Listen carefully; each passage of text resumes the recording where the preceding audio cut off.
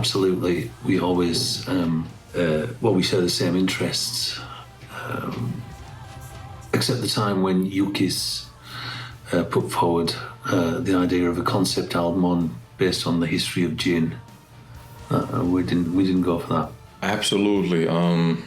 Especially Yesterwind, in the core of everything, themes definitely resonate, and we all resonate with these themes, whether we want to or not, in a way. I've personally been thinking of these same topics by myself here, alone in my head, for many years, and what was just magnificent, how he writes lyrics and he comes out with amazing poetic language and metaphors using lyrics that are so beautiful that it's just magnificent and leaves me breathless. I guess what Tuomas writes is kind of easy to reflect and agree, because we share the same interest. So it's quite easy to resonate what he is saying and writing. So yes.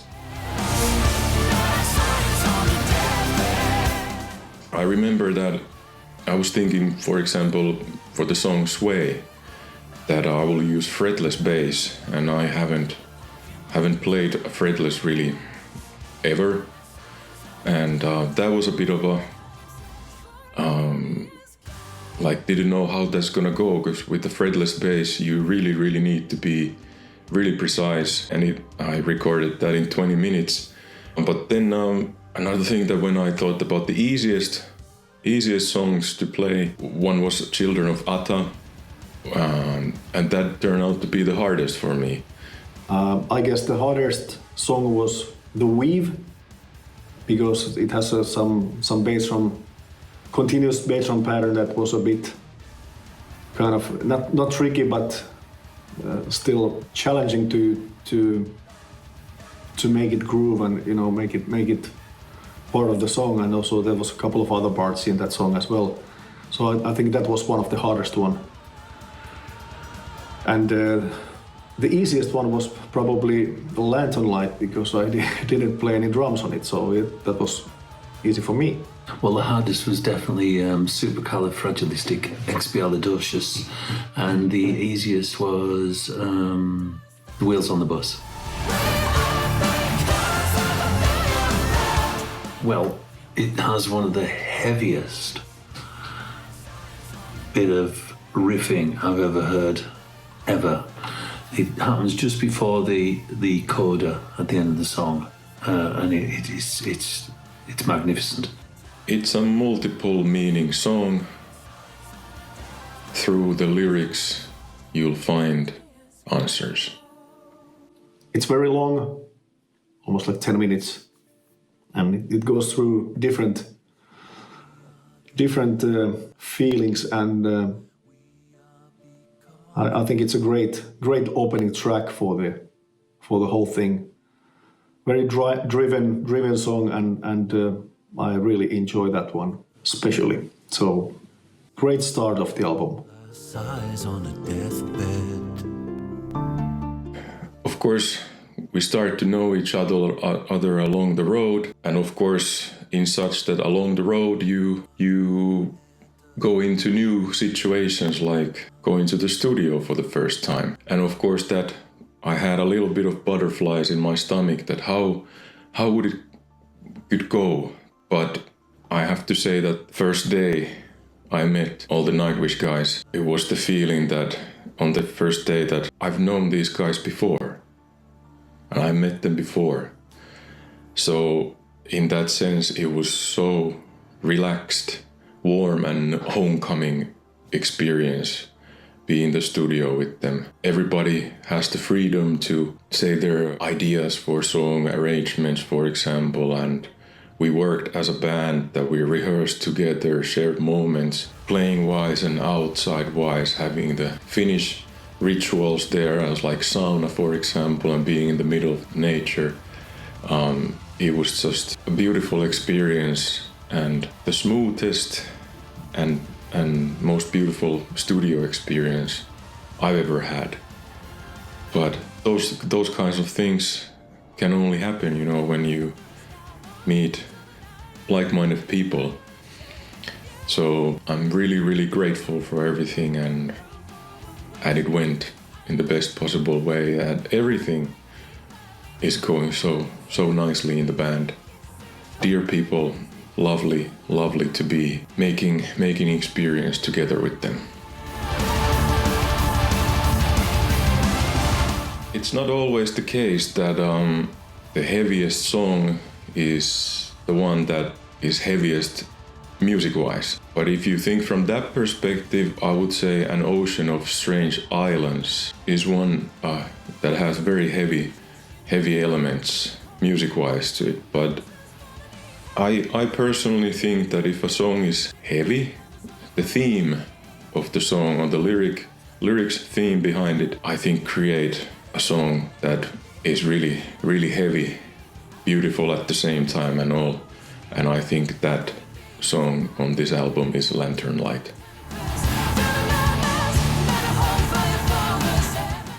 I guess there is bits and pieces here and there throughout the whole album that really made me think like how am I gonna play this part, and I can't say like any specific song but there is some parts throughout the album that really made me push myself a little bit more again to try to make the best performance for the Yesterwind. So let's see what you think when you hear the whole thing. So yeah, let there be drums. It is utterly beautiful. The most hard-hitting, beautiful and emotional song I've ever heard. It's a song that ends the album, and very beautiful, that mostly has only orchestra, piano and vocals and a little bit other things. So not drums, which is great, no drums, good. So very beautiful ending of the song, ending of the album, and Floor is doing really amazing job in that. So looking forward to see the video as well. Yeah, well, I have snippets here and there. My voice appears, you know. It's mainly to do with atmospheres and contrast, you know. There's one thing for sure, you're never going to hear me ever having a stab at singing something like I Wish I Had an Angel.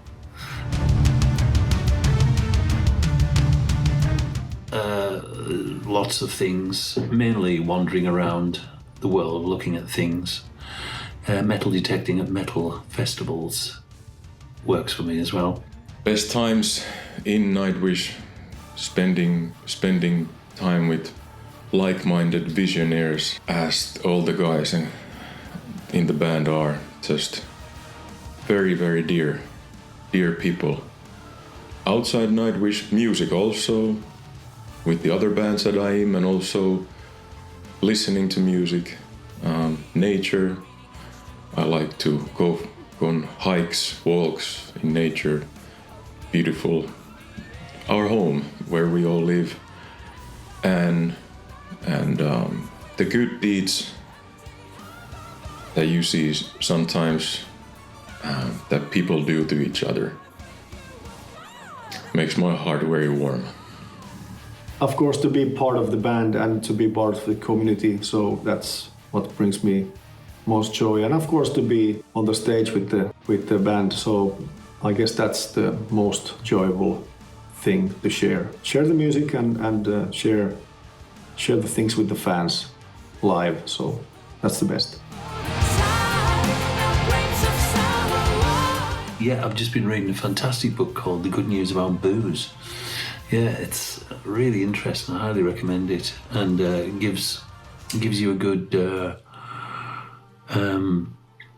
insight into the old saying, you know, cheers is to good health and long life.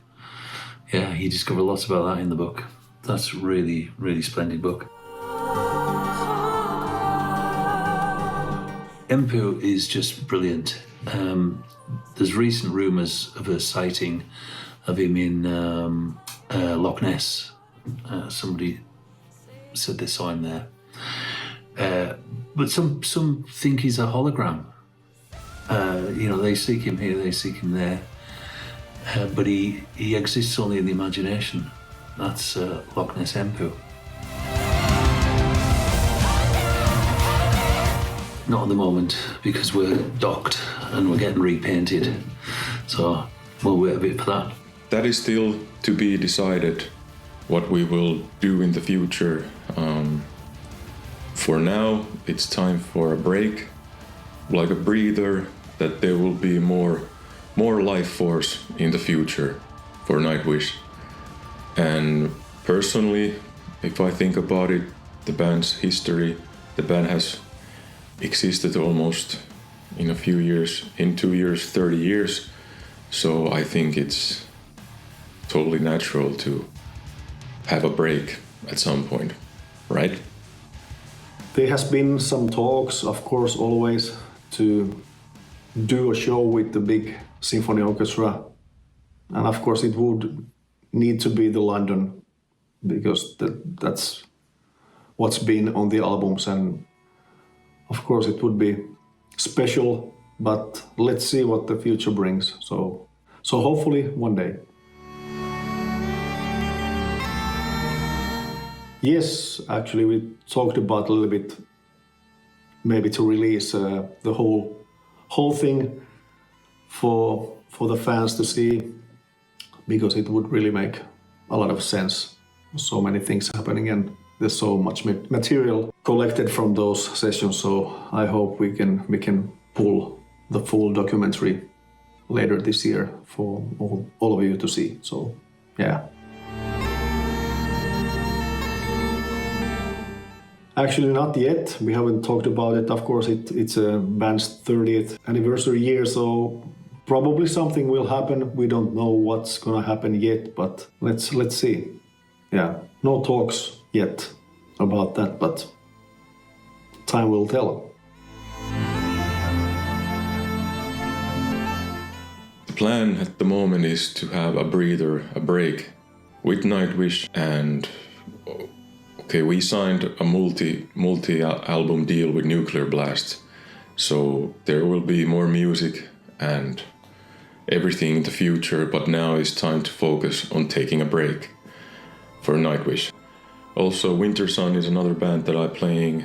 There are no shows planned either, although there's a new album just came out, Time 2, after 18 years of waiting that to be released, so a great time to have also a second album out this year for me personally. And not that it would be enough, there's also a third album came out in May from another band that I'm involved called Crown Shift, and at the moment the plan is that now fully focusing on Crown Shift. It's great to have a band now where to focus also on the touring part, so the highway of shows is on. Of course, I'm gonna continue with my teaching work and hopefully some music to record Auri third album and so on, and a couple of other projects I have in mind. So let's hope for a good 2025. Well, I am a biscuit, as decided by my magnificent, splendid parent. I'm a digestive biscuit, because I melt really easily. White chocolate, salty caramel, macadamia, oat cookie. Yeah. Sweet and savory, melting in the most delicate and delicious way. All kinds of variety, very diverse cookie. I don't really eat that much cookies or biscuits, but I guess it would be something with chocolate, so maybe a brownie or something like that.